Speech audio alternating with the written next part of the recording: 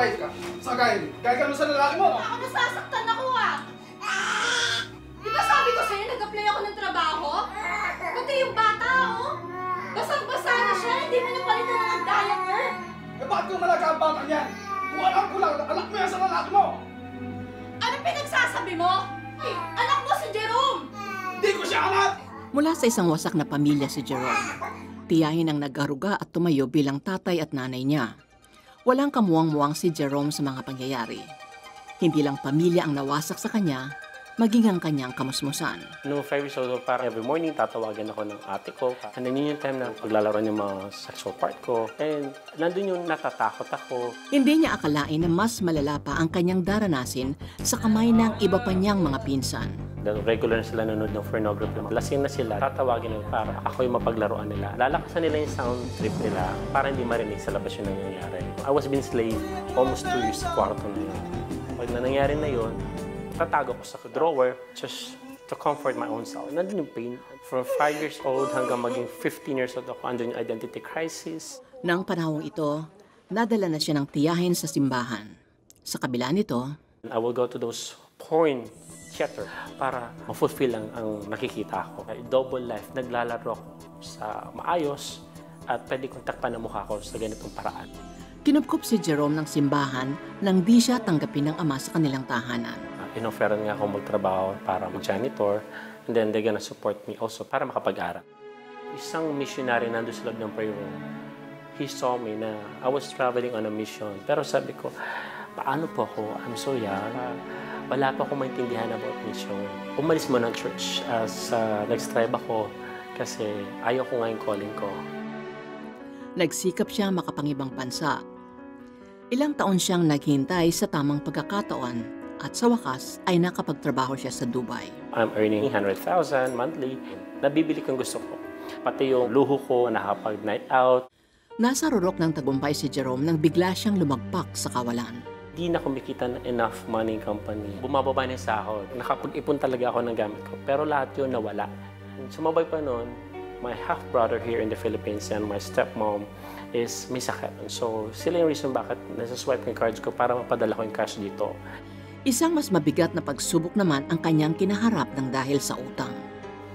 Pumapasok kulungan na I was wearing only sando, wearing boxer shorts.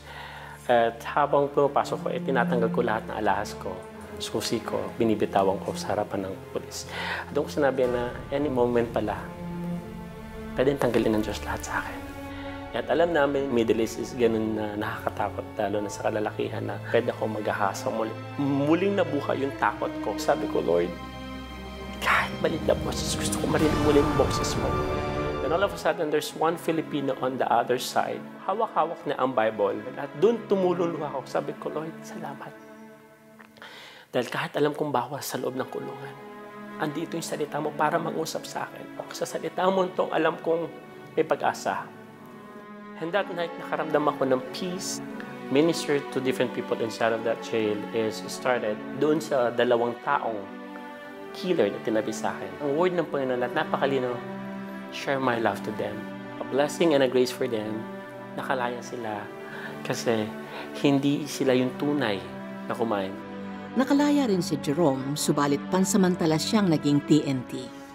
2 years akong naging TNT while I'm a pastor. Pero nandun yung may question ako, Lord, am I doing right? I decided to surrender myself to the government. Another 69 days again sa kulungan.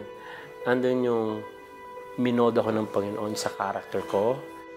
Sa pagbabalik sa Pilipinas, totohanan ng sumunod si Jerome sa Panginoong Hesus. At maging sa kasalukuyan ay patuloy siyang kabahagi ng isang ministeryong umaabot sa mga kabataan. Gagawa siya ng paraan para mapuntahan niya yung lugar, makapagsimula siya, ganun ang kanyang damdamin na makagawa para sa Panginoon. Nagpapasalamat po ako dahil tinuring niya rin po akong anak. Dati po hindi po ako marunong gumalang sa mga magulang ko. Natutulong po ako kay pastor na gumalang sa mga magulang. Nang dahil din sa pag-ibig ng Diyos, lahat ng kakulangang pagmamahal ng kanyang kabataan ay napunan. Kaya naman, nagdesisyon siyang patawarin na ang mga nakasakit sa kanya. Mahirap kasi pag oras nagpatawad ka, hindi madali makalimot. Pero nandun yung, I choose to forgive because God forgive me. Bagamat naging madilim ang alaala ng kanyang kabataan, hindi naman naging hadlang ito upang ngayon ay maging liwanag siya para sa isang musmos na isinilang dito sa mundo. I was 6 months when I was abandoned by my mom. And this child was birthed, and she was 6 months also. Grace has been given to my life, and grace I have to give to this child sa kabila ng iniwan siya ng magulang niya. Higit sa pagbuo ng Diyos sa nawasak na pagkatao ni Jerome, ginawa pa niya itong daluyan ng pagpapala ngayon sa napakaraming tao, hindi lamang sa Pilipinas, ngunit maging sa buong mundo. Isa lang masasabi ko, God is a God, my Father who loves me in spite of everything.